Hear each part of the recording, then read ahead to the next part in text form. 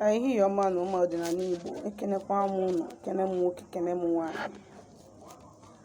Tata bụ Eke, asị m Eke ọma, izu ọma. Asị m ka chi Eke tata ketara anyị ndụ, ketara anyị udo na agamnihu, akụ na ihe enwe enwe. Asị m ka chi anyị gọzie anyị, ka ezumezu anyị gọzie anyị, ka aja anụ Igbo duru anyị jere obodo n'ala obodo. Sị m ka anyị pụta ife, ka anyị dee ude. Anyị si na ọ bịara egbu anyị ga-egbu onwe ya.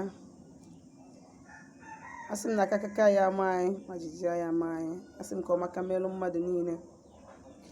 Asị m ka ihe ọma niile mmadụ niile na-atụ anyị ya n'izu ọfụrụ a, ka olu anyị cha niile aka.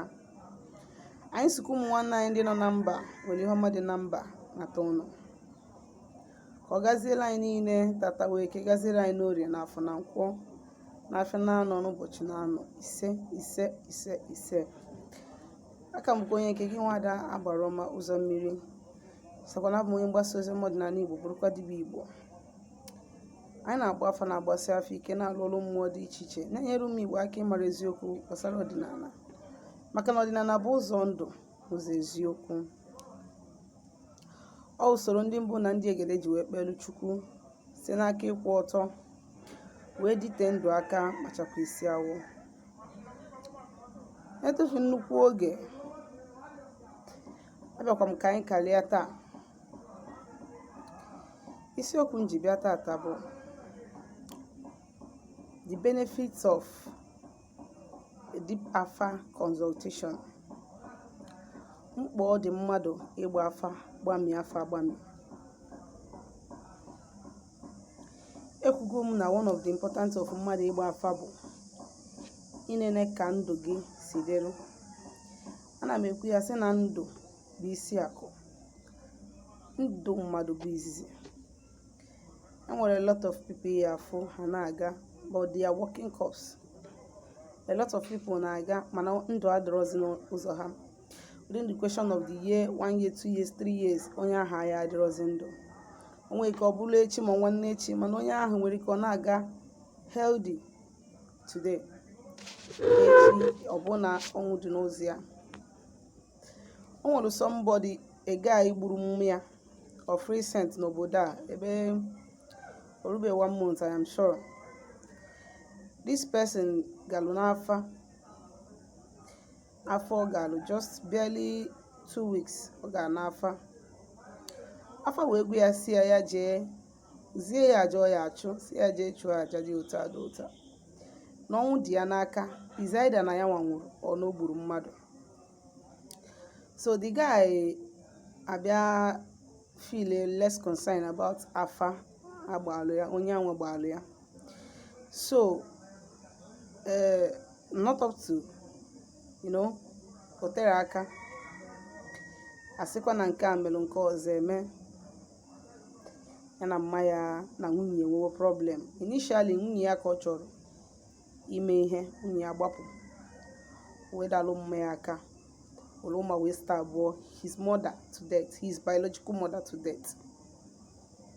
So ọ bụrụ na mama ya bụ somebody na-aga ajụ ese, ọ karịa ịmalụ na ọnwụ dị n'isi ya nwa, maọbụ na nke nwoke jụrụ ese jisi ike chụọ aja agwali ya, o nwere ike ebupụ ọnwa anwa.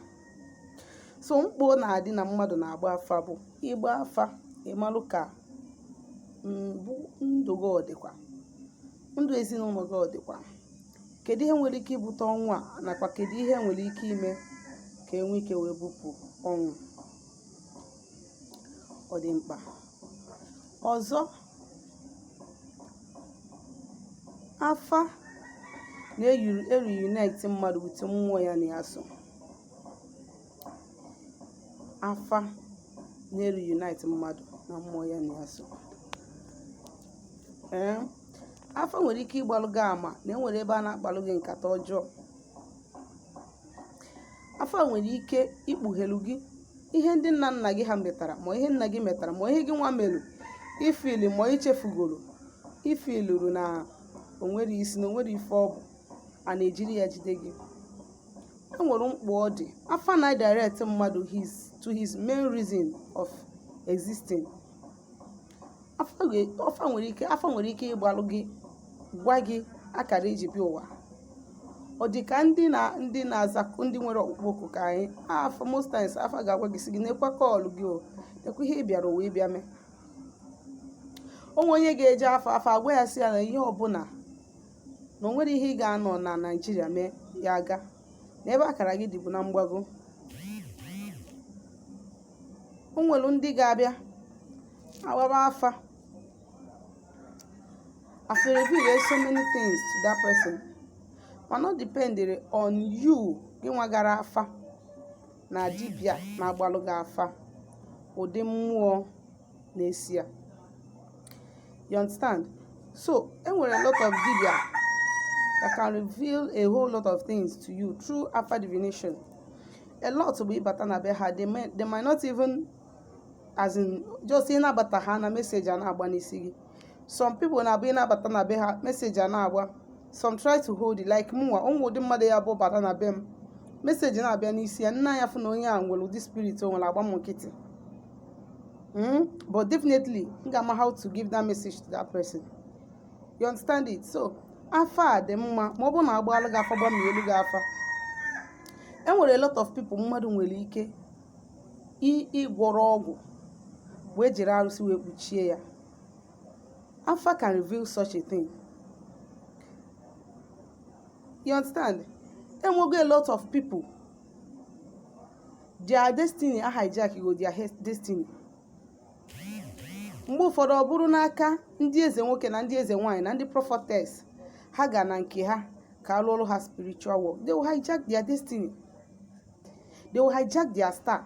They will remove them. Ụfọdụ na-abụ ha bịa ewepụ mmadụ na natural ndị otu ya were onye a tinye na their own coven. Pụtazie na lonely na-afụzi onwe with the strange people. Onwego somebody na-agwa m sị m nyebe o ji ọlụcha ọlụ mmiri. Before you know what is happening, ọ nọrọ ụta ofu something iyi black or ihe iyi red. Ọ nọrọ ụta the thing will enter as in ọ dị ka mmadụ ka ọ mmụọ ọ na-afụ the person will be walking towards him. Next thing the thing abanye ya n'arụ. All these things o nwere ka ị ga-esi gbaa afa and ịgba afa ọ bụ na afa gwa gị mee ihe a please instead ya neglect that and try as much as you can mee ya. Ịmakwa na o nwere ndị ga-abụ ha gwọsịalụ gị ọgwụ ma ha lockchaa your blessing ha declare na onwere mmadụ ga-afụ ya. Sometimes ị nwere ike ịga n'afọ ya afụrụ ya, but what will happen ọ bụ na ijisi ike chụọ aja mmụọ gwalụ gị chugodi for the first time o nwere ike ịchụọ ya ịgbagharị afa you see that a lot of things ga-adị revealed about you.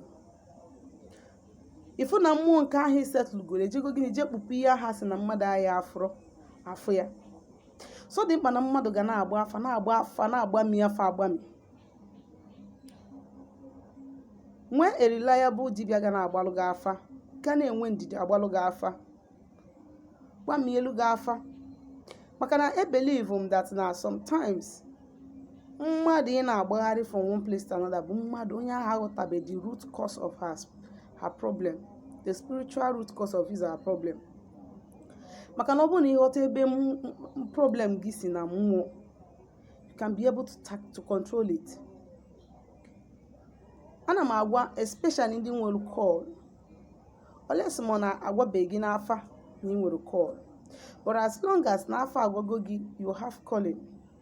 Mmụọ dị be nna gị kpọrọ gị, mmụọ ikwu nne gị kpọrọ gị, ndị ichie be nna gị kpọrọ gị, mmụọ dị n'ikwu nne gị ma ikwu nna gị kpọrọ gị, my brother my sister. Ọ fịakwara arụ and ị nwedogodiri isi ọma na ha kpupelu gị ya.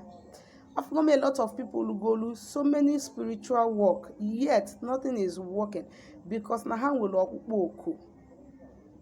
Ha na-emero gịnị ha na-azabero. A lot of people na-abụ ha bịa n'afa, ịgba alụ ha afa. Gbagide until ọ bụ na ịbụ somebody mara ajụ mmụọ ajụjụ. Enwere ike ịpụta n'iro you offer something to the entities ya na ya na-abụ so. In as you continue afa gị, you feel that everything about that person will be open. Ọ bụrụ mmadụ niile ma ajụ afa ese. agwabugo m unu si unu bifo mmadụ alụ ọlụ gị ọrụ maọbụ alụ gị afa wekenụlụ ọjị ma mmanya kpọkuo ezumezu gị jọsi ezumezu m chi m na ezumezu m aja na be nna m achọrọ m ka onye alụ ọlụ m ọlụ. If this person is not going to help me, wepụ obi m ebe ọ nọ, or show me. If this person is going to help me, mee ka m na-enwe good spiritual connection with this person. Ifo that na ọ bụrụ na ị na-eme ya, because I will not continue to tell you it depend wa n'ihe mụwa bụ you. Sometimes you have to manifest, you have to talk to your own self and see things happen on your own. Ọ bụrụ iwu na ọmụwa bụ dibịa ya agwa gị. Some things you are supposed to find out about them on your own. So dị mkpa na gị nwa bụ onye Igbo ga na-agba afa. Igbo afa miri emi, ị mara ebe nsogbu gị si, ị mara ebe ị ga-esi wee mee gịnị handle ya. O nwere a lot of people, ọ bụ na ha bụ ndị na-agba afa agbasi afa ike, echukwa mmụọ ya na ha so, onwe danger dị n'ụzọ ha, they will know. Ha ga-ama. E nwere ndị na-enye onwe ha every month a na-eji agba afa. Onwe ndị na-agba afa every 2 weeks. In fact, when I started, mgbe m na-adịbe strong n'ihe ọdịnala, ana m agba afa every week, steady. Even now, before m pụta gbawalụ gị afa, ngụcha ha n'ọfụ ụtụtụ agba m afa n'isi m n'isi ezinụlọ m. Mmalụ ka m na ndụ m na ezinụlọ m si wee dị that day. O nwere ebe ụkwụ ya akpụ anyị for the day. O nwere onye ya eje zute ọnwụ ma zute nsogbu n'ụzọ. Ọ bụrụ na o nwere ebugodo m ụzọ chụgodo aja nke ahụ ngwa bigodo onye ahụ first. Ndị Igbo na-eme ya ma ihe ha na-eme. So dị mkpa na gị nwa bụ onye Igbo ga na-agba afa na-agbasi afa ike. Ịgba afa dị very very deep. Ị mara ebe nsogbu gị dị, so that you don't waste money here and waste money there and waste money there. Ịlụ ọlụ gị ka isi kwesị ịlụ ya. Sịkwa na aka bụ m onye nke gị Nwada Gbara Ọma Ụzọ Mmiri. Abụkwa m onye mgbasa ozi ọma ọdịnala Igbo, bụrụkwa dibịa Igbo. Ka m si kwuo na mbụ na anyị na-agbasi afọ ike na-alụ ọlụ mmụọ dị iche iche, na-enyere ụmụ Igbo aka ịmara eziokwu gbasara ọdịnala, maka na ọdịnala bụ ụzọ ndụ na ụzọ eziokwu. Ya bụ ọnwa ajụjụ ị nwere ịjụ gbasara ihe ndị na-akụzi gbasara ọdịnala, ihe nkụzigoro na mbụ ma ihe nkụzi taa, ma ihe ọbụla gbasara ọdịnala, ma n'ịchọ ka agbalụ gị afa ma ụlọ ọrụ gị ọrụ, ma biko echefukwana zie anyị ozi na WhatsApp nọmba m na 070 373 11663. Nwa ka emesịa.